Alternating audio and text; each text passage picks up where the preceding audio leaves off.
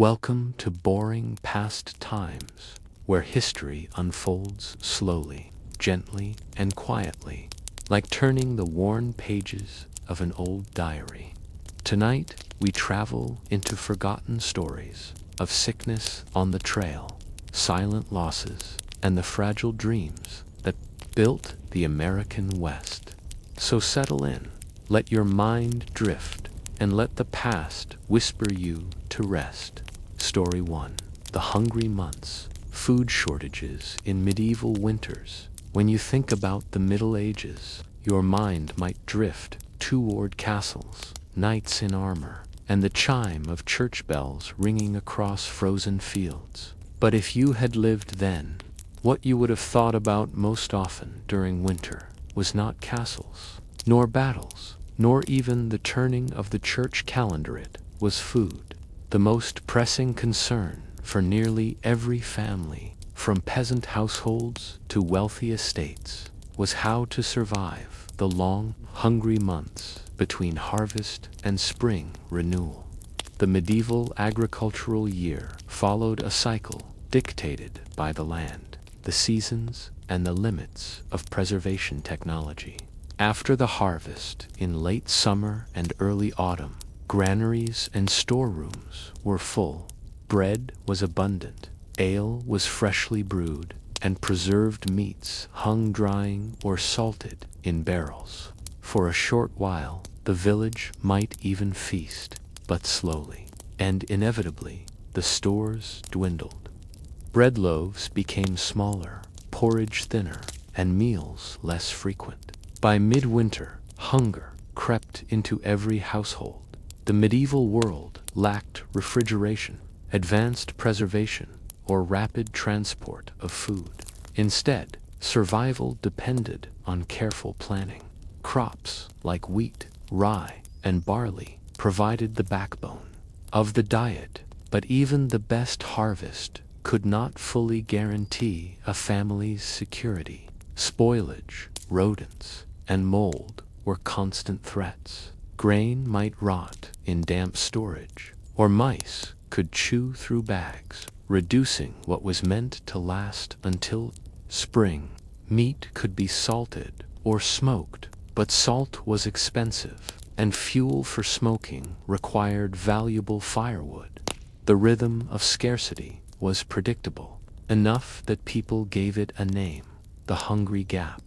This was the time in late winter and early spring when supplies ran dangerously low, but before new crops could be harvested. The Hungry Gap was a feature of life so familiar that it shaped not only eating habits, but also patterns of health, disease, and mortality.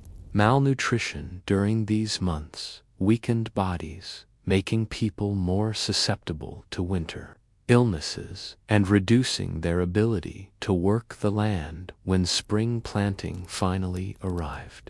You might imagine a medieval meal as a banquet in a great hall, but the reality for most was a humble bowl of pottage, a kind of vegetable and grain stew, thick or thin depending on what could be spared. In summer and autumn, the pot might be rich with beans, leeks, or bits of salted meat. In the heart of winter, however, it was often little more than boiled grain flavored with whatever herbs had survived the frost. For some, even this was out of reach. The nobility, of course, were better positioned. A castle's storerooms might contain barrels of salted herring, smoked venison, dried beans, and honey. But even lords and ladies were not immune to scarcity. If the harvest had been poor across their lands, there was simply less food to go around. Grain had to be distributed carefully among peasants, soldiers, and the household. A noble family might dine more comfortably than their tenants, but they too understood the anxiety of watching supplies run down. The problem of winter hunger was not just one of individual households, but of entire communities. Villages were tightly bound together by shared survival. Families borrowed food from neighbors, promised repayment after the next harvest, or shared meals in times of crisis. Bread ovens and mills, often controlled by the local lord or monastery, became essential communal spaces. Hunger was not only a personal burden, but a collective reality. In some regions, famine struck when poor harvests combined with harsh winters. The Great Famine of 1315 to 1317, for instance, devastated much of northern Europe. Torrential rains ruined crops, stores emptied, and people resorted to desperate measures. Chronicles record that horses, dogs, and even tree bark became part of the diet. Though not every winter brought such extreme conditions, the memory of famine haunted medieval societies. Each winter carried the shadow of possibility that the harvest might fail, that hunger might grow unbearable. For peasants, the cycle of food scarcity also shaped the agricultural year. They knew that planting too little in autumn meant hunger in the following year, but planting too much could also be dangerous, since seed grain had to be reserved for the fields rather than eaten. Balancing immediate hunger against future survival required constant, difficult choices. Religious life offered some relief or at least some explanation. Hunger was often framed in moral or spiritual terms. Fasting during Lent, for example, was more than religious discipline. It overlapped with the hungry gap. Restricting diets to fish, vegetables, and grains during this period was both an act of faith and a practical necessity. To endure hunger with patience was to imitate Christ's suffering and to hope for spiritual reward. Yet faith alone did not fill empty bellies. In monasteries, where monks followed strict rules, meals were deliberately plain, but supplies were generally better managed. Monasteries often had large granaries, fish ponds, and herds that sustained them through winter. They sometimes distributed alms to the poor, but resources were limited. For many peasants, winter was endured not with monastic orderliness, but with improvisation's strength ingredients, foraging for nuts or roots, or relying on weak ale when bread was scarce. What stands out, if you place yourself in a medieval winter, is the slow passage of time. Days shortened, nights lengthened, and food diminished. Every meal was a reminder that the stores were shrinking, that the hungry gap was approaching. Each mouthful carried both relief and worry-lief that you had eaten, and worry about whether you would eat tomorrow. And so, hunger was not only a physical sensation, but also a constant presence in the mind. It shaped medieval experience of the seasons of work, of faith, and of community. It was the backdrop against which lives unfolded. But hunger raises a deeper question. If the cycle of scarcity was so well known and so enduring, what strategies did medieval people develop to endure the hungry months? Were there creative solutions? Or did survival always come down to enduring suffering until spring returned?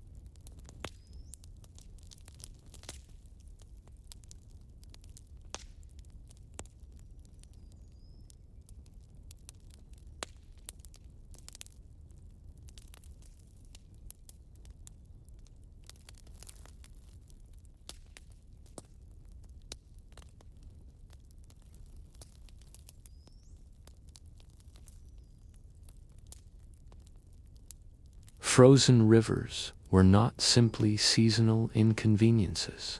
They left lasting marks on the way medieval Europe organized its trade, its cities, and even its politics. To understand their significance, you must think not just of the moment a barge was trapped in ice, but of how entire societies planned around that inevitability. One of the clearest effects was on urban development. Cities that relied heavily on river trade learned to build systems of storage and regulation to withstand the winter pause. Civic granaries became standard features in many river towns. London, Paris, Cologne, and Bruges all developed networks of warehouses and storehouses near their quays, designed to keep food and raw materials secure during freezes. These storage systems were not luxuries, they were survival mechanisms. A city that failed to stockpile enough before the freeze risked hunger riots, unrest, and decline. The need to survive months without river traffic also encouraged the diversification of economies. Towns that depended solely on seasonal goods were most vulnerable, while those that invested in crafts and durable industries fared better. Textile centers such as Ghent or Florence thrived, not only because of their skill, but because cloth could be produced and traded year-round, less tied to the rhythms of frozen rivers. Thus, the interruption of waterborne trade may have indirectly stimulated Europe's growing urban craft economies. On a larger scale, frozen rivers shaped the political power of rulers, kings, and princes who controlled reserves of grain and salt, gained leverage during freezes. To release supplies in times of scarcity was to display authority and generosity. To hoard them risked revolt. In some regions, winter management became a litmus test of competent rule. Chroniclers often praised rulers who kept bread prices stable during harsh winters, while condemning those who failed to act. The politics of hunger and ice intertwined, weaving into the legitimacy of medieval governance. For merchants, the predictability of frozen rivers led to the development of seasonal rhythms in trade. Contracts were written with winter in mind. Debts might be postponed until spring, shipments scheduled to avoid the freeze. In northern Europe, the Hanseatic-Lagan alliance of merchant cities, stretching from London to Novgorod, grew, adept at timing its commerce around the seasons. Baltic trade slowed in winter, not only because of storms, but because rivers and harbors froze. Hanseatic records show clear cycles of activity, dictated as much by climate as by demand. This seasonal rhythm extended even into warfare and diplomacy. Armies, as noted before, rarely campaigned in winter, not just because of cold, but because supply lines failed when rivers froze. Diplomats, too often scheduled assemblies in spring or summer, when travel was easier. Thus, the ice imposed a calendar of power. Wars began in spring, treaties were signed in summer, commerce thrived in autumn, and winter was a time of endurance and waiting. The cultural memory of frozen rivers also became part of Europe's shared identity. Chronicles celebrated extraordinary freezes as marvels. The Thames was said to have frozen so hard in 1282 that loaded carts crossed as if upon land. The Rhine froze in 1326, allowing men to ride horses across. Such events entered folklore, shaping perceptions of winter as both threatening and uninspiring. Over centuries, these marvels left echoes in literature, sermons, and local traditions. In some cases, frozen rivers acted as unexpected bridges between regions. When the Elbe froze, villagers walked across to neighboring towns they rarely visited. In the Low Countries, canals turned into skating routes, linking communities in novel ways. Travel that was impossible in summer sometimes became easier in winter. These frozen connections were fleeting but meaningful, reminding us that disruptions sometimes produced opportunity. Economically, however, the costs were undeniable. Price records from the Middle Ages consistently show spikes in grain and fish during harsh winters. Poorer households bore the brunt, while wealthier families weathered the shortages. Over time, this uneven burden reinforced social hierarchies. Wealth meant security in the face of frozen rivers. Poverty meant exposure. Thus, climate and commerce intertwined with class, deepening divides that shaped European society for centuries. The Little Ice Age, which began in the late Middle Ages, intensified these effects. Winters grew colder, freezes more frequent, and the disruptions harsher. By the 14th and 15th centuries, frozen rivers were no longer occasional marvels but regular features of life. The famous frost fairs of London, Paris, and Amsterdam blossomed. In this period, both as coping mechanisms and as cultural celebrations of endurance. Yet beneath the laughter and stalls on the ice lay a more somber truth. These fairs existed because commerce was halted, because the arteries of trade had frozen shut. What does this tell us? If you imagine yourself living then, it suggests that medieval life was not simply shaped by kings or battles, but by something as ordinary as water turning to ice. Frozen rivers slowed trade, reshaped economies, reinforced hierarchies, and dictated politics. The flow of history itself bent with the seasons, and so the sight of a frozen river carried multiple meanings. To a child, it might mean skating or play. To a peasant, it meant hunger. To a merchant, it meant delay. To a ruler, it meant a test of governance. All looked upon the same ice, but each saw a different weight pressing upon their lives. When the thaw finally came, the river roared again, barges returned, and markets revived. Relief spread through towns and villages. Yet everyone knew the cycle would repeat. Each freeze and thaw was a reminder of the fragility of human systems in the face of nature. And perhaps the deeper question is this: if something as simple as a frozen river could so profoundly shape commerce, politics, and daily life, how much of history itself has been guided not by kings and armies, but by the quiet, seasonal hand of winter? From hearth fires to braziers, when you picture a medieval home in winter, you might imagine smoke curling upward, the glow of a fire against stone walls, and a family gathered for warmth. But the reality of medieval heating was not so romantic. For most people, fire was less a comfort than a fragile defense against the cold. The hearth, a simple fire pit or raised fireplace, was not only the main source of heat, but also the organizing principle of daily life. In the early Middle Ages, houses across much of Europe contained central hearths. These were simple, open fires built directly on the floor, sometimes bordered by stones. Smoke rose freely through a hole in the roof, or drifted out through gaps in the thatch.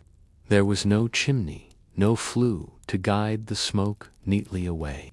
Instead, living meant sharing space with constant haze. Clothing, walls, and rafters absorbed years of soot. Eyes watered, throats burned.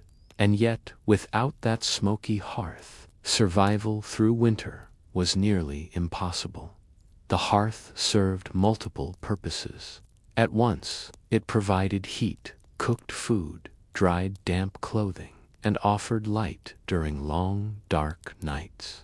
Families, servants, and sometimes even animals gathered close to its warmth.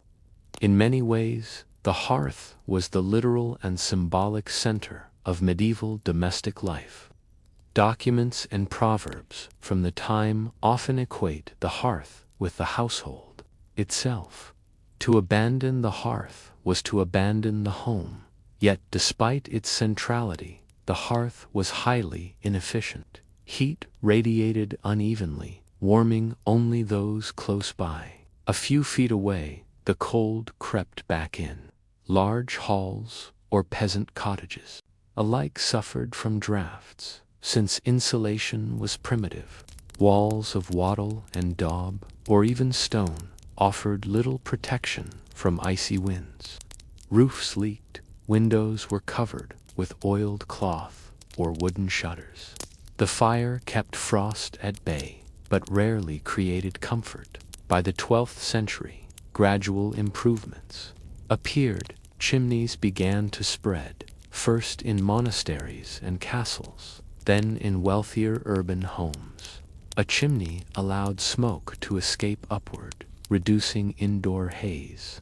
It also made it possible to build fireplaces along walls instead of only at the center of a room. This innovation transformed domestic architecture. Rooms could be heated more efficiently, privacy became more possible, and the hearth began to evolve into the fireplace familiar today. Still, chimneys remained expensive. For centuries, most rural families relied on open fires in smoke-filled rooms. For the poor, fuel itself was often scarce. Wood was the most common source, but forests near villages were heavily used and sometimes restricted by local lords. Charcoal offered more concentrated heat, but was costly. In some regions, especially in England and Flanders, peat, dried blocks of decomposed vegetation, became a vital alternative. Peat burned slowly and evenly, though with a distinct earthy smell. In coastal areas, dried seaweed or driftwood might supplement fuel supplies. Whatever was available, fires were tended carefully, for once a flame went out. Reigniting it was difficult without flint, steel, or smoldering embers from a neighbor. The struggle to stay warm extended beyond homes to public and communal spaces. Monasteries developed systems of heating that reflected both necessity and discipline. In Benedictine and Cistercian houses, only certain rooms were heated: the kitchen, the infirmary, and sometimes the chapter house. Monks spent hours copying manuscripts in chile scriptoria, fingers stiff, ink sometimes freezing in the ink. Warmth was considered a luxury that could distract from spiritual rigor. The discomfort of cold became part of religious devotion. Castles faced similar challenges on a larger scale. Vast stone walls retained cold more than heat, and drafts swept through halls. Tapestries, furs, and wooden paneling helped insulate rooms, but even nobles relied heavily on large hearths. Fireplaces big enough to roast entire animals blazed in great halls, yet only those sitting nearby felt the warmth. Servants and guards shivered in the shadows. In royal or noble households, braziers, portable metal containers filled with burning charcoal, supplemented heating, especially in chambers where privacy was valued. The hearth also carried social meaning. To sit close to the fire was a privilege, often reserved for elders, honored guests, or household heads. Seating arrangements in great halls often reflected this hierarchy. Distance from the fire was not only physical but symbolic, marking status and favor. In peasant cottages, the hearth was shared more equally, yet even there, the place nearest the fire was the most coveted for many. Fire was also entwined with rituals and beliefs. Hearth fires were rarely allowed to go out completely. In some cultures, they were tended as symbols of continuity, passed from one day to the next, like a living presence. Folklore abounded with warnings about extinguishing a hearth fire improperly, or with rituals for relighting one. Fire was both practical and sacred, a reminder of humanity's fragile hold against winter's grip. If you imagine yourself in a medieval village on a January night, you would likely find families huddled close, smoke thick in the air, sparks rising toward the rafters. Outside, frost bit at the fields. Inside, warmth radiated unevenly, never fully banishing the chill. Every log tossed onto the fire was a calculation. How much fuel remained? How many nights before spring returned? The hearth was not simply comfort, it was survival. But how long could such a primitive system endure? What innovations beyond the hearth? By the high Middle Ages, the simple open hearth began to give way to innovations that reshaped domestic life. At the center of these changes stood the fireplace. With the spread of chimneys in the 12th and 13th centuries, heating could finally be redirected and refined. No longer did all smoke linger in the air. Instead, it rose through flues and stone shafts, allowing households to design rooms where fire was contained, efficient, and more private. This development was revolutionary for the wealthy. In castles, instead of a single central fire in the great hall, individual chambers could be fitted with wall fireplaces. Lords, ladies, and their immediate family gained not only warmth but seclusion. A bedchamber with its own fireplace was a luxury and a status symbol, signaling both architectural sophistication and resources to fuel it. For servants and retainers, however, little changed. They continued to sleep in unheated quarters, relying on shared fires, cloaks, or simple endurance. Braziers also grew in popularity, particularly in urban and elite settings. A brazier was essentially a portable container, often bronze, brass, or iron, filled with burning charcoal. Its portability meant that warmth could follow its owner from room to room. In council meetings, noble gatherings, or even in royal courts, braziers glowed faintly, providing localized heat. They were, however, not without risk. Charcoal gave off carbon monoxide, and poorly ventilated rooms sometimes turned deadly. Chroniclers record incidents of poisoning or fainting, grim reminders that medieval heating often balanced necessity with danger. For monasteries, heating remained deeply tied to discipline. The rise of chimneys allowed for better ventilated fires in kitchens and infirmaries, but the strict rules of many orders limited warmth. The scriptorium, where monks spent endless hours copying texts, was rarely heated. The cold stiffened their fingers, but this discomfort was interpreted as part of spiritual devotion. Yet even here, the chimney offered small mercies. Some abbots allowed braziers during the coldest months, or at least fires in shared gathering halls. The balance between endurance and survival was delicate. In towns and cities, heating reflected growing social hierarchies. Wealthier merchants began to install fireplaces in their homes, sometimes adorned with carved stonework.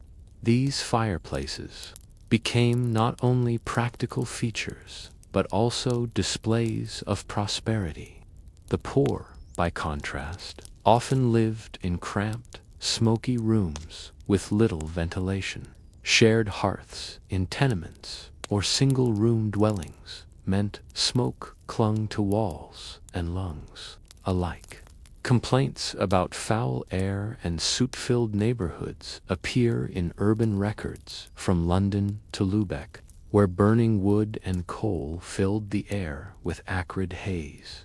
Coal itself became increasingly important. By the 13th and 14th centuries, regions like Newcastle in England supplied sea coal to cities where deforestation had made wood scarce. Coal burned hotter and longer than wood, but it produced thick, choking smoke. Londoners, in particular, grew familiar with the smell of coal fires, and some records suggest complaints about its stench began as early as the 1300s. Nevertheless, coal offered a practical solution in an age when growing populations strained natural resources. The transition to fireplaces and braziers also influenced daily routines. In wealthy households, fires burned almost constantly in winter, tended by servants whose duty it was to keep them alive. The crackle of logs or glow of charcoal became a backdrop to domestic life.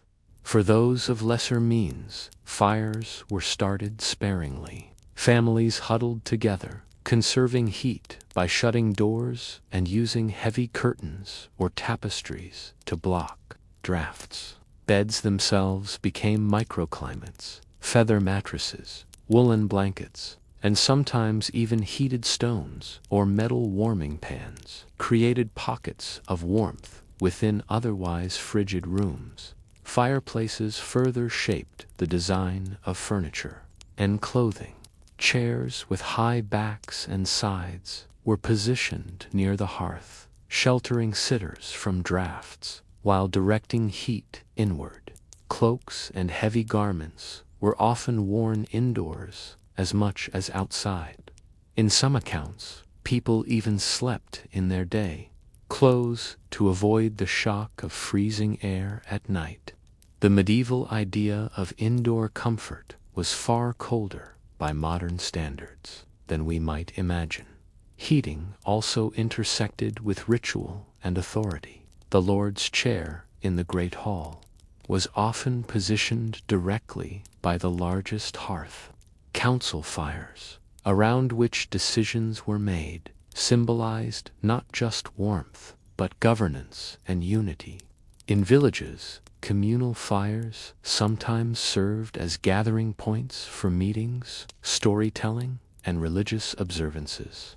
Fire had always been central to community, but in the Middle Ages, its management reflected and reinforced social order. Who tended the fire, who sat nearest to it, and who supplied its fuel all carried significance. Yet even as these innovations spread, danger remained ever present. Thatched roofs and timber-framed houses were notoriously flammable. Sparks from hearths or poorly guarded braziers caused devastating blazes in towns and villages. Many medieval city ordinances included strict fire regulations. Hearths had to be extinguished at certain hours, chimneys cleaned, and braziers used only with caution. The word curfew itself derives from the French couvre-feu, literally cover the fire, a reminder of how closely fire safety and daily routine were intertwined. Imagine, then, being a guest in a 14th century castle chamber. A carved stone fireplace throws flickering light across tapestries, while a servant tends the logs. The warmth is noticeable but uneven, the stone walls still cold to the touch. A brazier glows faintly by the bed, the air tinged with charcoal. Smoke outside. Frost creeps across the courtyard, and guards shift restlessly by torches. In this scene, warmth feels both precious and precarious, a reminder that even the most privileged faced winter's bite. But this raises a question. If fireplaces and braziers improved comfort for some, what did it mean for those outside noble halls or merchant homes? How did the majority, peasants, workers, and the urban poor adapt to winters with only meager fires and scarce fuel? For most medieval people, warmth was not an everyday guarantee, but a seasonal struggle. While nobles and merchants could afford carved fireplaces, dedicated servants, or imported coal, peasants and the poor relied on improvisation, endurance, and the rhythms of communal life. The typical peasant dwelling of the Middle Ages was small, often a single room with a beaten earth floor, timber frame, and thatched roof. At its center, a hearth of stones or a simple fire pit provided both cooking and warmth. Smoke, with no chimney to escape through, filled the room and drifted upward to seep out through the thatch. Soot clung to walls, ceilings, and lungs alike, giving many homes their characteristic darkened interiors. For children and the elderly, constant exposure to smoke could be harmful, though for others it was simply part of daily existence. Fuel was a pressing concern. Wood remained the primary source, but access depended on location and law. Forest rights were tightly regulated. Peasants risked fines, or worse, if they cut trees without permission. Instead, many relied on gathering fallen branches, brushwood, or peat from common lands. In marshy regions, peat-dried blocks of decomposed plant matter became a staple, producing a steady but less intense heat. In parts of Germany and the Low Countries, even dried dung was pressed into service as fuel. Nothing was wasted if it could burn. Winter routines revolved around conserving fuel. Fires were rarely kept burning all day, especially for poorer families. Instead, a small flame might be lit in the morning for cooking, then allowed to dwindle. People gathered close, sharing body heat, and work moved indoors when possible. Weaving, mending, and simple food preparation became central winter tasks, performed near the faint glow of the hearth. At night, fires were covered or left to die, while families relied on bedding, straw pallets layered with blankets, cloaks, or furs if they were fortunate. Children often shared beds with siblings, not out of sentiment but necessity.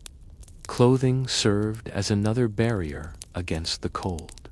Wool was the most common material, spun and woven locally. Layering was key.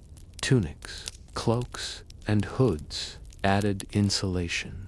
For those with means, furs offered greater comfort, though peasants usually had to settle for sheepskin or rougher pelts. Indoors, garments were rarely shed, as houses were too cold to allow for lighter dress. In many ways, the line between indoor and outdoor clothing was thin, with survival depending on constant readiness for chill air. Communal warmth also played an important role. In villages, neighbors sometimes gathered in a single house during extreme cold, pooling fuel and resources. Taverns, churches, and guild halls provided alternative spaces where fires might burn more freely than in private homes. These gathering points not only supplied warmth, but also reinforced social bonds, creating small islands of comfort within the winter landscape. But fire was as dangerous as it was essential. In cramped cottages with thatched roofs, sparks could ignite devastation.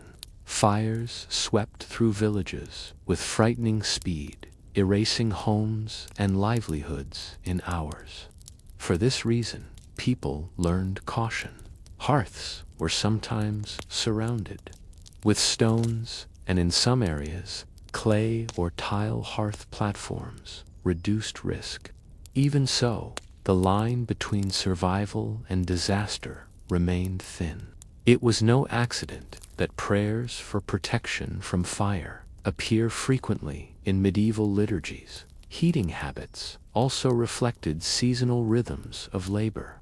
In summer, fires burned less frequently, with cooking sometimes done outdoors. In autumn, families prepared for winter by gathering fuel, repairing roofs, and insulating homes with straw stuffed into walls or piled against exteriors. The arrival of winter narrowed routines to a core of necessary tasks, keeping the fire alive, maintaining livestock, and enduring long, dark nights. The household fire became both literal and symbolic, the heart of survival. Urban poor faced distinct challenges. In crowded towns, fuel was more expensive, and housing often lacked even the modest hearths of rural cottages.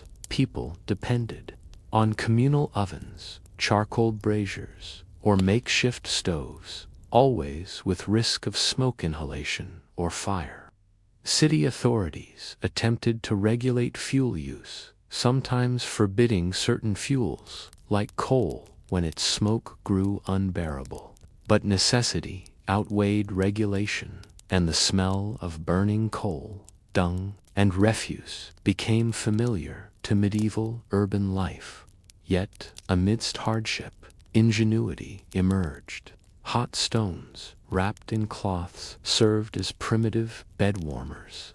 Ashes from extinguished fires were preserved to rekindle flames the next day.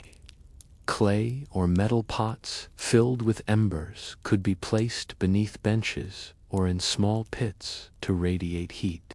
Though crude by modern standards, such methods represented a constant human effort to stretch resources as far as possible. The symbolism of the hearth extended beyond survival. Fires were sites of storytelling, ritual, and community memory. In villages, the communal fire might accompany feasts, dances, or celebrations. In households, the evening fire became a backdrop for tales, prayers, or quiet reflection. For medieval people, fire was not merely functional, but also spiritual, a flickering light against the darkness, a fragile shield against the long cold. Reflecting on medieval heating, it is striking how deeply the experience of warmth was bound to inequality. For nobles, fireplaces carved with heraldic designs, attended by servants, signaled both comfort and control. For peasants, smoky hearths and meager fuel offered survival, but little more. Between these extremes, townsfolk, monks, and merchants carved out their own strategies, balancing resources and endurance. Across society, fire was both universal and unequal, shaping daily life in ways both ordinary and profound. And so we return to a lingering question. In a world where warmth was scarce, dangerous, and never guaranteed, how much of medieval society was shaped simply by the effort to endure the cold? Did the struggle for firewood, peat, or coal shape laws, customs, and even the rhythms of faith itself? Story 4. preserving food for the long winter when winter closed in across medieval Europe. The problem was not only how to stay warm, but also how to eat. Unlike our modern world of refrigeration and global trade, food in the Middle Ages was intensely local and highly seasonal. What was harvested in autumn had to last until spring, when the cycle of growth began anew. Without proper preservation, starvation loomed. Thus, medieval communities developed a complex set of strategies, some ancient, others refined across centuries, to stretch resources across the months of scarcity. At the heart of these strategies lay preservation techniques. Chief among them was salting. Salt was the cornerstone of medieval food survival, transforming perishable meat and fish into stores that could endure the long, cold months. To preserve pork, for example, slabs were rubbed with coarse salt and sometimes layered in barrels filled with brine. Over days and weeks, the salt drew out moisture, creating an environment hostile to bacteria. The result was salted pork, dense, durable, and salty enough that it required soaking before cooking. Beef, mutton, and even poultry underwent similar treatment, though pork remained the most common preserved meat in much of Europe. But salt was not simply a household commodity. It was a precious and costly resource, tied to trade and taxation. Salt works along coasts and inland salt mines became crucial economic hubs, and rulers imposed levies on its production and sale. In France, the infamous gabelle, a salt tax, would endure for centuries, burdening peasants and fueling resentment. In England, the booming port of Great Yarmouth exported salted herring across northern Europe. Its economy built upon the preservation of fish. Thus, when a medieval family salted their winter meat, they were also participating in networks of commerce, politics, and power. Smoking was another widespread method. In smoky cottages and manor kitchens, meat and fish were hung near fires, where the smoke infused them with preservative compounds. A side of bacon or a string of sausages could be kept for weeks or months, this way, their smoky aroma becoming part of the flavor of daily life. For peasants, smoking required no costly salt purchases. It used only the fuel already needed for cooking and heating. The smoky interiors of many homes doubled as preservation chambers, where food and fuel merged in a haze of necessity. Drying was simpler still, relying on air, sun, or hearth heat to reduce moisture. Grains, beans, and peas, fruits like apples, pears, and plums could be sliced, dried, and stored in cloth sacks, providing rare sweetness in the depths of winter. In coastal regions, fish was dried on racks, sometimes in such quantity that whole landscapes smelled of cod or herring curing in the open air. These humble methods ensured that food survived when fresh harvests were impossible. Grain was the bedrock of survival, but it too required careful storage. After harvest, wheat, rye, barley, and oats were threshed and winnowed, then stored in barns or pits lined with clay or straw. Moisture, mold, and rodents posed constant threats, so families checked their stores regularly, patching holes and reinforcing walls. Bread, the staple food of medieval Europe, depended on these stores lasting until the next harvest. A poor harvest could mean famine, while even a good one demanded vigilance to keep pests from claiming what humans had worked so hard to secure. Legumes and pulses, peas, beans, chickpeas, and lentils were valued for their durability. Unlike meat or fresh vegetables, they kept well and provided essential protein. For peasants, these humble foods often formed the backbone of winter diets. Soups and stews simmered in cauldrons, with beans or peas softening over hours of slow cooking, provided warmth, sustenance, and a filling meal for the family gathered round the hearth. Cheese, too, offered a method of storing milk's nutrition through the winter. In monasteries and farmsteads alike, milk was curdled, pressed, and aged, transforming perishable dairy into durable wheels that could last for months. Hard cheeses, in particular, became valued winter provisions, their dense form compact and nourishing.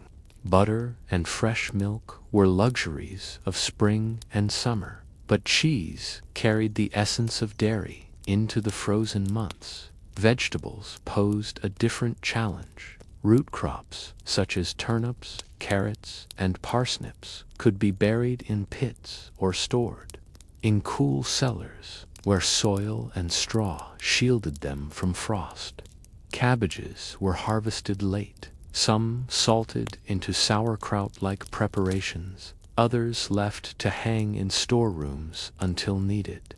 Garlic and onions, hardy and long-lasting, hung in braids from rafters. Even so, fresh vegetables dwindled as winter wore on, and diets leaned heavily on dried or preserved foods until spring offered relief. Preservation was not simply a matter of technique. It required foresight and discipline. Households rationed their supplies, measuring out flour, meat, and pulses with care. A feast at Christmas might be followed by weeks of austerity as families reminded themselves of how far they had yet to go before the next harvest.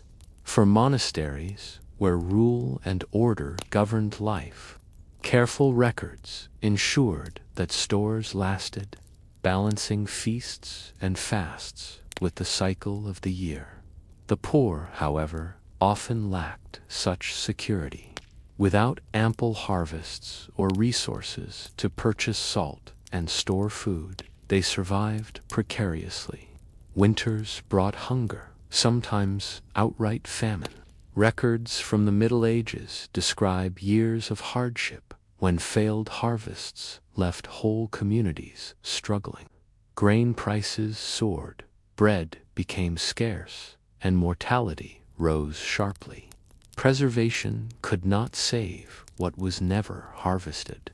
For many, winter was not simply lean but deadly. Yet even in times of scarcity, ingenuity and community offered relief. Villages might share preserved foods, monasteries provided alms, and towns distributed bread or fish to the needy. Though survival was never guaranteed, collective effort often bridged the gap between want and endurance. Food preservation, in this sense, was more than a technical matter. It was a thread in the fabric of medieval society, binding people together in shared struggle. As you picture a medieval winter table, salted pork, smoked herring, dried beans, coarse bread, it may seem monotonous, even grim. Yet, for those who lived it, each bite represented success. The foresight to preserve, the labor to gather, the patience to ration. The preserved foods of winter were a quiet triumph over time, climate, and the endless uncertainty of life. And so one wonders, in a world where survival hinged on careful preservation, how much of medieval culture, economy, and even faith was shaped by the rhythm of storing, rationing, and waiting for spring. When we think of food preservation in the Middle Ages, it is tempting to picture a quiet cottage kitchen or a smoky hearth.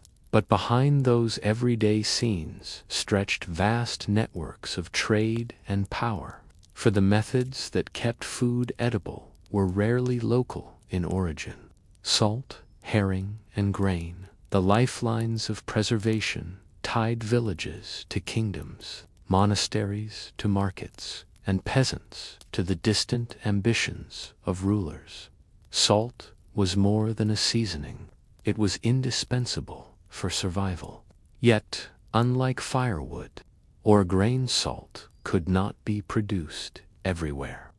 Its sources were specific coastal salt pans, inland brine springs, and deep rock salt mines. This scarcity made it one of the most valuable commodities in medieval Europe, earning it the nickname white gold. In France, entire provinces revolved around salt production. The Atlantic coast, particularly around Guerande, produced sea salt by evaporating seawater in shallow pans. Inland, the great saltworks of Lorraine and Burgundy drew brine from natural springs.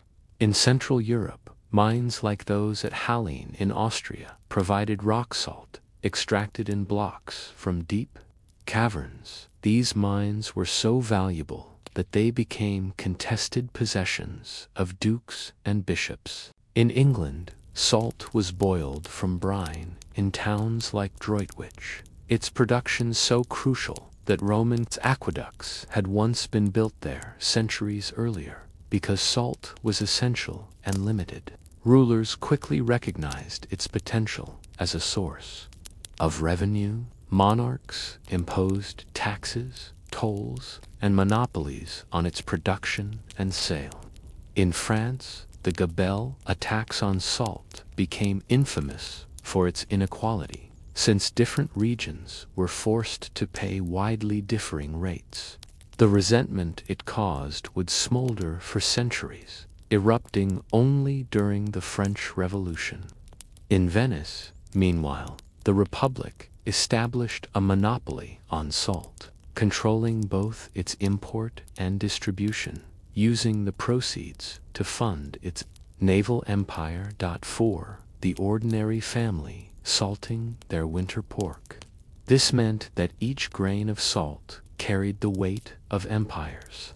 The barrel in the cottage kitchen was not only a tool of survival, but also a link in the chain of medieval politics. If salt was the enabler of preservation, fish was its most important beneficiary. The medieval Christian calendar imposed strict rules on diet, particularly the abstention from meat on Fridays and during Lent. This created a vast and steady demand for fish, especially preserved fish. Since inland regions could not access fresh supplies, the result was one of the largest food trades in medieval Europe, the salted and dried herring trade of the North and Baltic Seas. Every autumn, fishermen along the coasts of Denmark, Norway, and, above all, the bustling English port of Great Yarmouth harvested enormous catches of herring. These fish were salted in barrels and shipped inland by merchants.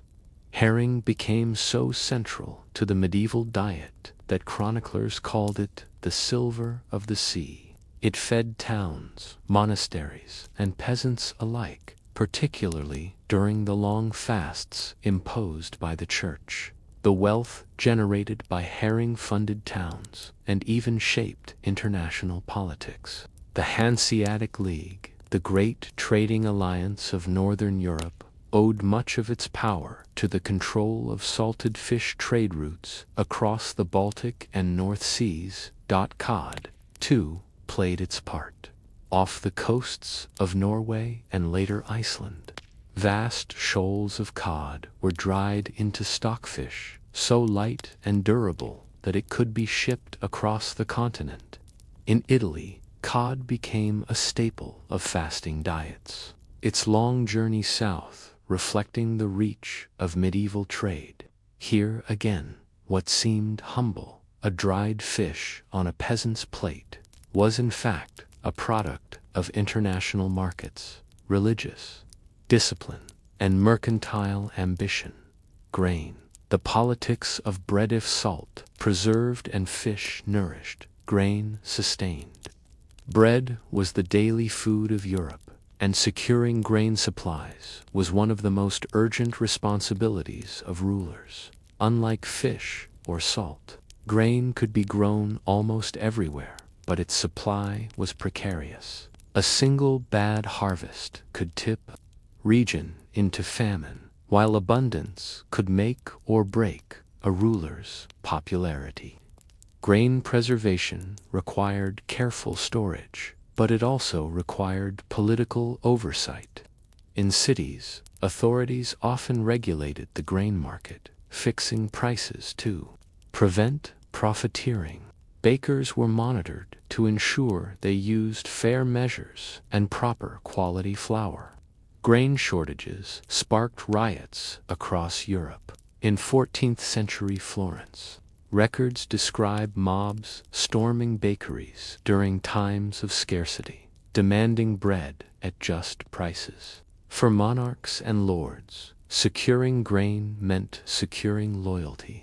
Armies marched on bread as much as on courage, and provisioning troops often drained local supplies. Trade in grain was widespread. The fertile plains of Poland and Hungary supplied Western Europe. Their surplus floated down rivers or shipped through the Baltic. Southern Italy exported wheat northward, while England's harvests, particularly from East Anglia, filled both domestic and continental markets. Yet movement of grain was risky, vulnerable to storms, piracy, and political embargoes.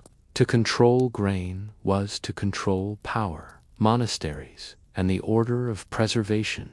No discussion of medieval preservation is complete without the monasteries, those quiet yet powerful engines of economy. Monks, bound by the rule of Saint Benedict, lived in communities that required steady supplies of food. Their careful record-keeping, disciplined rationing, and agricultural expertise made monasteries models of storage and preservation. Monasteries salted their own fish, aged their own cheese, and stored grain in vast barns. Some became exporters, selling surplus foodstuffs in local markets. Their needs during fasting periods also drove the demand for preserved fish, linking the cloister directly to the wider economy. The Church's dietary laws, restricting meat, promoting fish, and shaping feast and fast days, were not just spiritual exercises. They were engines of economic life, ensuring steady markets for preserved foods and intertwining faith with commerce. Yet behind the grandeur of trade leagues, salt monopolies, and fish markets lay the precarious lives of the poor. For peasants, preservation was not an abstract system of trade, but a matter of hunger or survival. A failed harvest meant less grain to store. Rising salt prices could make preservation impossible. Access to fish depended on proximity to rivers or markets. The gap between rich and poor revealed itself starkly in the winter diet. Wealthier households could afford salted meats, imported fish, and aged cheese. The poor made do with coarse bread, thin pottage of beans, and, if fortune allowed, a scrap of bacon or herring shared among many. This inequality was itself political. When salt taxes rose or grain stores failed, unrest followed. Preservation was therefore not just an act of survival, but a flashpoint of social tension seen as a whole. The medieval system of preservation was a web. Salt flowed from mines and coasts to villages and towns. Fish caught in northern seas fed tables in Germany, France, and Italy. Grain harvested in the fields of Poland might end as bread in Bruges or London. At every stage, rulers taxed, merchants profited, and ordinary people endured. Preservation was thus not simply a domestic matter, but a pillar of medieval civilization, as essential to politics and economy as castles or cathedrals. By now, we can glimpse how the act of salting pork in a peasant's cottage echoed outward into mines, monasteries, markets, and monarchies. Preservation bound together not only the seasons of the year, but also the lives of kings and commoners, merchants and monks. And so we must ask, if salt and fish could shape trade networks and royal power, how did these preserved foods influence culture, ritual, and the very rhythms of daily medieval life? Food preservation was not only about survival or trade, it shaped the culture and rhythm of medieval life, from the humblest cottage to the grandest feast hall. Preserved foods carried meanings of endurance, ritual, faith, and even identity. To sit down to a meal in January or March was to taste not only what had been harvested, but also the success or failure of preservation months before.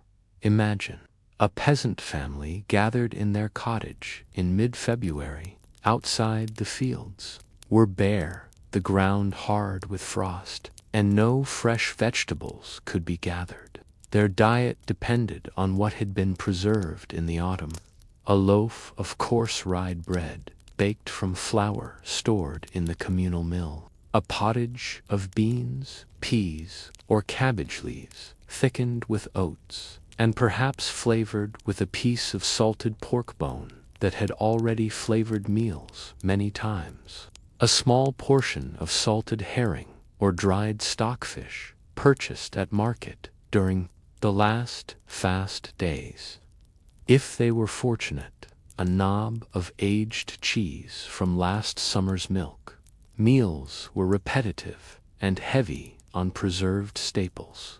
Salted meats often had to be soaked and boiled repeatedly to draw out the salt. Fish might be tough or pungent after long storage. Bread could be hard, requiring soaking in broth. Yet these meals carried not only calories but also reassurance, proof that the household's foresight had carried them through another week of scarcity. Festivals of plenty, shadows of want preservation, also shaped the calendar of feasts. Harvest festivals in autumn were not only moments of abundance, but also times to begin preservation, slaughtering livestock, salting pork, smoking hams, and filling cellars with barrels.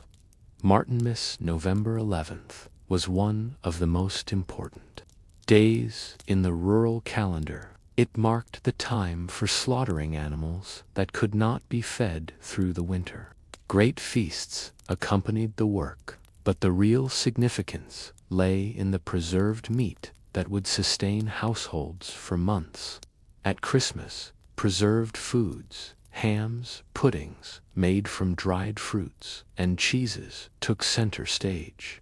The abundance was symbolic, proof of survival and preparation. Conversely, the weeks of Lent stripped the table of meat, reinforcing the reliance on preserved fish and emphasizing discipline in both diet and spirit. In this way, preservation was not only economic, but also ritualized, its success celebrated in festivals and its limitations felt in seasons of fasting. For the poor, preservation meant endurance, but also monotony. Pottage, thickened with grains or legumes, was eaten daily, sometimes flavored with a scrap of salted pork fat, sometimes not. Children grew up associating flavors with scarcity: the heavy salt of fish, the sour tang of cabbage stored too long, the stale crusts of bread from the bottom of the barrel. Yet these foods were woven into memory and culture. Folk songs, proverbs, and even jokes often referenced preserved food. A proverb from France mocked oversalted fish as food that drinks more than the eater. In England, peasants joked about the resurrection of bacon, the way a single piece of preserved pork bone could return again and again to flavor the pot long after its meat was gone. The monotony bred creativity. Herbs, onions, or ale might be added to disguise the saltiness of meat. Recipes for sauces, common in medieval cookbooks, often had the hidden function of making preserved food more palatable. At the other end of society, preserved food also filled the great halls of castles and manors. Though lords and nobles had better access to fresh game and imported delicacies, preservation remained vital. Barrels of salted venison and smoked boar were stored in castle cellars. Imported stockfish and herring arrived at noble courts, often served in elaborate dishes during fasting days. Exotic preserved items, such as dried figs, raisins, and almonds brought from Spain or the Mediterranean, symbolized wealth and connected nobles to distant trade routes at a feast. Preserved foods were often transformed into luxury. A salted fish might be dressed with expensive spices like saffron or cinnamon. Dried fruits were baked into pastries. The nobility's ability to turn necessity into spectacle reinforced their power, demonstrating both abundance and control over trade networks. Preservation was also deeply tied to religion. The Christian calendar dictated when meat could be eaten, when fish must replace it, and when fasting was required. This gave preserved foods not only an economic role, but also a spiritual one. To eat dried fish during Lent was not merely practical, it was an act of obedience. To share a salted herring at the monastery table was to join in communal discipline.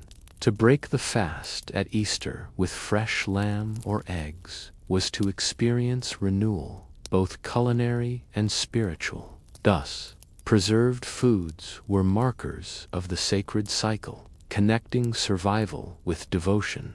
They reminded the faithful of restraint, sacrifice, and dependence on God's provision.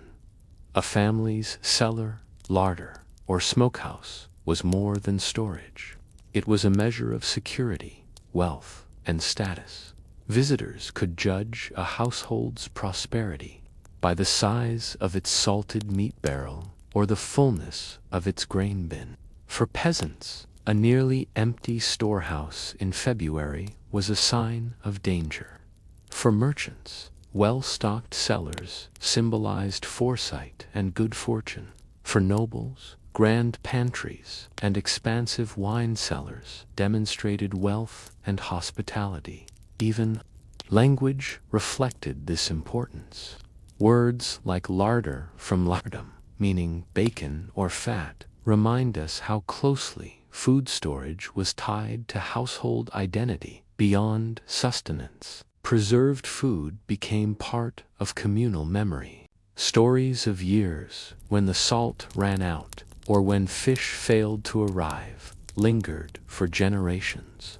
Famines were remembered not just as absence of harvests, but as failures of preservation, empty barrels, moldy grain, spoiled meat. Conversely, years of abundance were recalled through festive meals, where preserved foods provided continuity across seasons. The taste of a particular cheese, aged in a monastery cellar, or a ham smoked in a family's own hearth, could become a thread of identity, linking generations.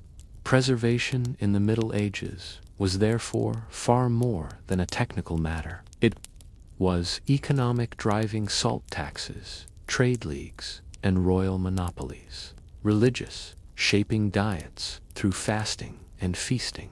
Cultural, creating shared rituals proverbs, and social markers. Personal, shaping the daily meals and memories of every household. A barrel of salted pork or a sack of dried beans might appear humble, yet it was the cornerstone of survival and the foundation of culture. Through preservation, medieval people endured not only the winters of their climate, but also the uncertainties of their world. As the embers faded in a peasant hearth and families shared their meager salted meal, or as nobles lifted goblets of wine in halls lined with barrels of fish and meat, all were bound by the same truth: without preservation, there was no survival. It was not just food they preserved, but life itself, carried forward through scarcity and plenty, fast and feast, hunger and hope. Story 5. Sickness on the Trail. Ordinary illness, extraordinary loss in the American West. The image of the American West is often painted in bold strokes: wagons rolling across endless plains, families chasing dreams of land and freedom, and rugged pioneers carving a future from wilderness. Yet beneath this heroic vision lay a quieter, crueler reality. Illness stalked every mile of the trail. It was not gunfights, wild animals, or hostile encounters that claimed most lives during the great migrations of the mid-19th century. It was fevers, flux, cholera, measles, and dysentery, the ordinary sicknesses of the age, made deadly by the conditions of the journey. Between the 1840s and 1870s, more than 400,000 emigrants set out along the Oregon, California, and Mormon trails. They carried hopes of farmland, gold, or religious freedom, but also carried microbes in their bodies, water barrels, and supplies. The trails were long corridors of human contact, stretching thousands of miles. Families and strangers camped together, drank from the same rivers, drew water from shallow wells, and walked through dust stirred up by countless hooves and wagon wheels. Sanitation was nearly impossible. Contaminated water was the single greatest threat. Streams that served as drinking water often doubled as bathing spots, laundry sites, and latrines. Close quarters in wagon trains meant that measles, smallpox, or influenza could sweep through dozens of families in weeks. Exhaustion and malnutrition weakened immune systems, turning ordinary fevers into life-threatening crises. In this way, the trail itself became not only a road to the West, but also a vast incubator of disease. Several illnesses became infamous. Along the trails, cholera, known as the Blue Death. Cholera struck suddenly with vomiting, diarrhea, and rapid dehydration. Entire wagon companies could lose half their members in days. Graves lined the Platte River where emigrants had stopped only hours before, too weak to continue. Dysentery and flux, caused by contaminated food or water. Dysentery, often called the flux, reduced strong men to weakness within days. Children were especially vulnerable. Its symptoms, severe diarrhea, fever, abdominal pain, were humiliating as well as deadly. Measles and whooping cough, childhood diseases that spread like wildfire through wagon trains. Families often lost several children within weeks, as medicine offered no real treatment beyond rest and prayer. Scurvy on long journeys without fresh fruits and vegetables. Gums bled, teeth loosened, and bodies weakened. Pickled foods and wild berries sometimes offered relief, but many suffered before reaching the first fertile valleys. Though less dramatic than wagon accidents or Indian raids, These diseases accounted for the majority of graves along the trail. One of the most haunting aspects of trail life was its relationship with death. Families often buried loved ones quickly, sometimes within an hour of death, to protect the living from infection. Graves were dug shallow in hard ground, then disguised so wolves or other emigrants would not disturb them. Some wagons were rolled directly over graves to hide them. Others carved initials into nearby trees or left crude wooden markers, knowing they would rot in a few years. A few families carried small keepsakes, a lock of hair, a scrap of clothing, as the only reminder of a lost child or spouse. These burials were acts of necessity, but also of profound sorrow. To bury a loved one by the roadside was to leave part of one's heart behind forever. Even as the wagon wheels pressed onward, professional medical care was rare on the trail. A few wagon companies hired doctors, but many emigrants relied on their own knowledge, almanacs, or home remedies. Laudanum, a tincture of opium, was widely used to ease pain, reduce diarrhea, or quiet coughing, but it could also lead to dependence. Calomel, a mercury compound, was prescribed for digestive illness, though it often poisoned rather than cured. Whiskey, vinegar, and herbal teas served as universal tonics. Folk practices, from poultices of herbs to prayers and charms, offered comfort, if not always cure. Some remedies reflected desperation, bleeding patients with leeches, dosing children with turpentine, or giving massive purges to clean the system. More often than not, the disease ran its course regardless of treatment. Children bore the heaviest burden of sickness. Their smaller bodies succumbed quickly to dehydration and fever. Many wagon journals mention the loss of little Sarah or our baby John, their short lives marked only by a grave along the trail. Measles epidemics sometimes wiped out dozens of children in a single company. Diarrheal illnesses struck hardest at the youngest, leaving parents helpless. Mothers already exhausted by childbirth or nursing faced impossible grief when their children slipped away on the journey. The high child mortality gave the trail a reputation as both a path to opportunity and a place of heartbreak. For many families, the dream of the West was forever tied to the loss of a child along the way. Sickness was not only a physical battle, but an emotional one. Families lived with constant fear, watching for the first signs of cough or fever. Parents whispered prayers, spouses worried over each other's weakness, and entire wagon trains slowed or halted when illness spread. The rhythm of migration was shaped by sickness, days lost to convalescence, nights broken by groans and fevers, mornings marked by new graves.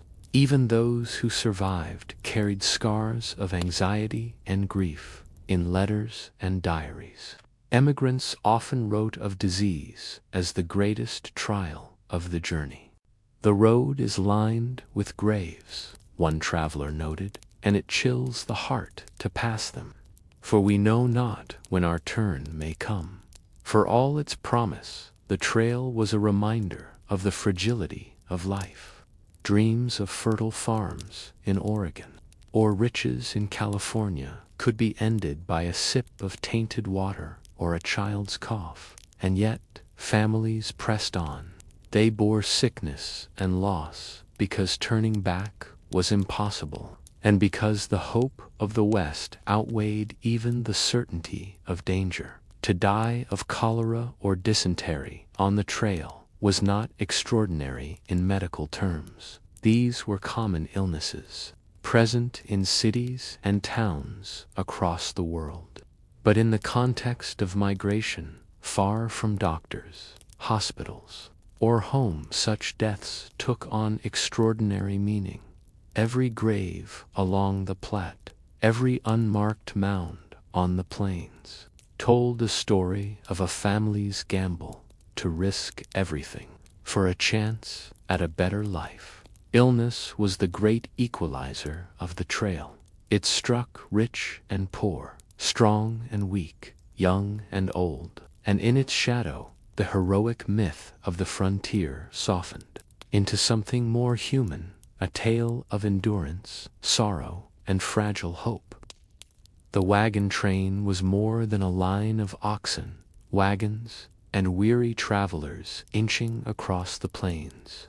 It was, in a sense, a moving town, complete with leaders, rules, arguments, alliances, and tragedies. Within its canvas walls and dusty tracks, sickness did not only threaten lives, it also shaped the very fabric of community at the start of the journey.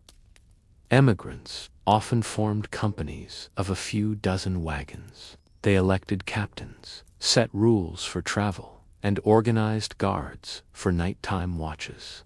The wagon train provided mutual defense against theft, animals, or possible attacks. Shared labor, such as herding cattle, cooking, and repairing wagons. Moral support for loneliness weighed heavily in the wilderness. But as soon as sickness struck, the question of responsibility arose. Who would care for the sick? Who would dig graves, slow the pace, or risk infection? The answers varied, revealing both the best and worst of human nature. When fevers or flux spread, the wagon train became an impromptu hospital. Families stretched canvas for shade, laid out straw bedding, and tended to the ill with whatever supplies they had. Some trains set aside a sick wagon, a jolting, uncomfortable place where the weak were carried. Mothers nursed not only their own children, but also those of neighbors too ill to help. Travelers pooled medicine, laudanum, quinine, herbal mixtures, hoping to save lives. This makeshift care was essential, but it also carried risks. Close quarters turned wagons into incubators of contagion, where coughing and diarrhea passed easily from person to person. What began as one sick child could quickly become dozens of fevers by week's end. While many wagon trains showed remarkable solidarity, not all did. Some journals speak of emigrants quietly leaving sick families behind, unwilling to risk infection or slow the company's pace. A wagon might be left with food and water near a river, its owners too weak to continue. Families sometimes awoke to find their companions had moved on during the night. Captains faced agonizing choices: preserve the health and speed of the many, or risk all for the few. These moments revealed the brutal calculus of survival. For some, compassion triumphed. For others, fear dictated their actions. The history of the trails is also rich with stories of extraordinary kindness. Neighbors who nursed one another through epidemics, strangers who dug graves in stony soil, companies that waited weeks for a family to recover. In one account, a widow who lost her husband to cholera was taken in by another family who treated her as kin for the rest of the journey. In another, entire companies halted for days during a measles outbreak, determined not to leave anyone behind. These stories remind us that while disease exposed human selfishness, it also inspired deep solidarity. Captains bore the heaviest weight. In times of illness, they balanced the need for progress with the well-being of individuals. Too much delay meant dwindling supplies, early snows in the mountains, or starvation. Too little delay meant abandoning the weak. Leadership decisions could alter dozens of lives. Push forward too fast and risk losing half the company to exhaustion. Wait too long and face the Sierra Nevada or Rocky Mountains in deadly winter. Sickness forced leaders to become not only guides but also arbiters of life and death. Illness on the trail was not just a private family tragedy. It was a public threat. Rumors of cholera, smallpox, or measles spread faster than the diseases themselves. Some wagon trains avoided others entirely, steering clear of companies thought to be plagued. Campsites were abandoned quickly if sickness appeared. Quarantine. Wagons set apart from the train sometimes carried the sick alone, watched from a fearful distance. Fear could fracture a train, sending families splintering off to form smaller groups. Yet, the smaller the group, the more vulnerable they became to attack, exhaustion, or hunger.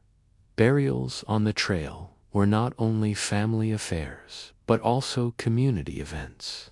When a member of the train died, wagons halted, spades were gathered, and a rough grave was dug. Prayer services were often led by the most religious or literate member of the group. Hymns, when sung, echoed strangely across the prairie. Afterwards, the wagons moved on, leaving behind a mound that soon blended into the land.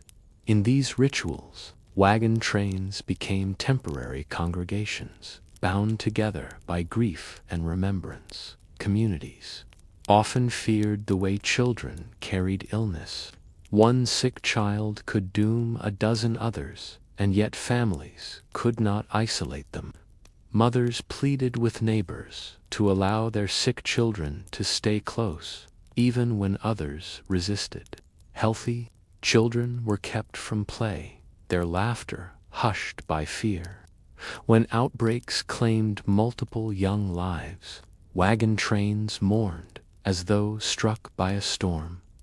Illness made every child both precious and perilous. The wagon train as a microcosm of society and sickness. The wagon train reflected larger truths about human society.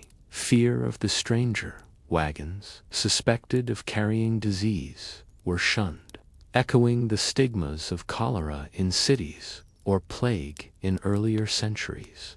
Mutual dependence, despite fears. Survival depended on shared labor, food, and care. Moral testing. Illness forced choices that revealed character, shaping how emigrants remembered their journey. Some emigrants later wrote that it was in sickness, not in crossing rivers or mountains, that they truly saw what kind of people their companions were. Conclusion. A moving web of care and risks. The wagon train was both a shield and a snare. It offered protection, companionship, and aid, but it also magnified the dangers of disease. Every cough, every fever, every burial tested the bonds of community. In the end, the wagon train was not only a means of reaching the West, but also a stage upon which the deepest human dramas of fear, sacrifice, abandonment, and love played out. It was a reminder that in the wilderness, survival was never an individual triumph. It was always a fragile, shifting balance between the many and the few, between care and contagion, between pressing forward and pausing for grief. The West was built not only on wagons and plows, but also on memory. For those who endured the long march across prairies, deserts, and mountains, the journey was not merely a geographic crossing, but a season of grief. Sickness, more than hunger, or hardship lingered in memory long after wagons rolled to a halt. One of the most haunting legacies of the trails was the countless unmarked graves left behind. Some estimates suggest that for every 200 yards of trail, a grave lay hidden. Most were shallow mounds, unmarked or marked only with a wagon wheel, a stick, or initials scratched into wood.